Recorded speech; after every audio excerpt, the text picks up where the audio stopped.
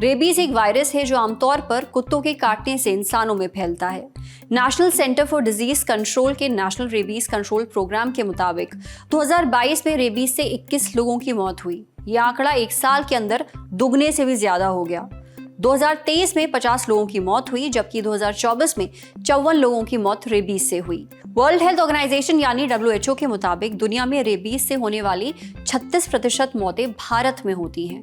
भारत में रेबीज के 99% मामले डॉग्स के काटने से होते हैं और 30 से 60% मामले 15 साल से कम उम्र के बच्चों में पाए जाते हैं। कुल मिलाकर रेबीज हमारे देश में एक बहुत बड़ी समस्या है, पर अब इससे जुड़ी एक अच्छी खबर सुनने को मिली है और ये है लैब ग्रोन रेबीज एंटीबॉडीज के बारे में, जिससे अब डॉग्स के काटने से रेबीज और मौत का रिस्क कम किया जा सकता है।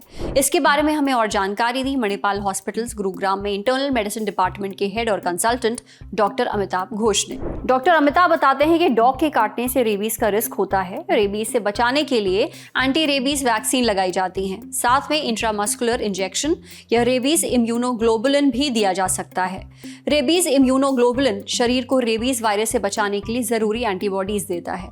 एंटीबॉडीज को आसान भाषा में समझें तो वो हथियार जो बीमारी पैदा करने वाले वायरस या बैक्टीरिया से लड़कर उन्हें खत्म करते हैं। मुख्य रूप से 2 तरह के रेबीज इम्यूनोग्लोबुलिन होते हैं। पहला ERIG यानी इक्वीन रेबीज इम्यूनोग्लोबुलिन, इन्हें घोड़ों से लिया जाता है। दूसरा HRIG यानी कि ह्यूमन रेबीज इम्यूनोग्लोबुलिन, इन्हें इंसानों से लिया जाता है।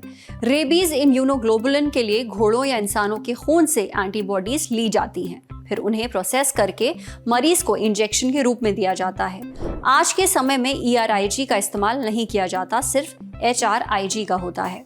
अब दिक्कत यह है कि ये दोनों बहुत महंगे मिलते हैं, इनकी सप्लाई भी कम है, इसलिए कई लोग समय पर इलाज ना मिलने से रेबीज की वजह से मर जाते हैं। साथ ही इनके कई साइड इफेक्ट्स भी देखे गए हैं। इस दिक्कत का सलूशन है lab grown rabies antibodies.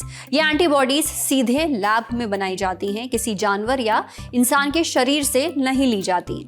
In lab grown rabies antibodies को सीरम इंस्टीट्यूट ऑफ इंडिया ने 2016 में बनाया था, लेकिन बड़े पैमाने पर हुए इसके क्लिनिकल ट्रायल के नतीजे अब सामने आए हैं। ये नतीजे 9 अगस्त 2025 को द लैंसेट जर्नल में छपे हैं। क्लिनिकल ट्रायल में 2019 से 2022 के बीच 4000 से ज्यादा लोगों को शामिल किया गया। देखा गया कि लैब ग्रोन रेबीज एंटीबॉडीज, जिनका नाम मोनोक्लोनल एंटीबॉडीज है, वो ERIG की तुलना में ज्यादा असरदार है। ये लोगों के लिए ज्यादा सेफ और सस्ता विकल्प है।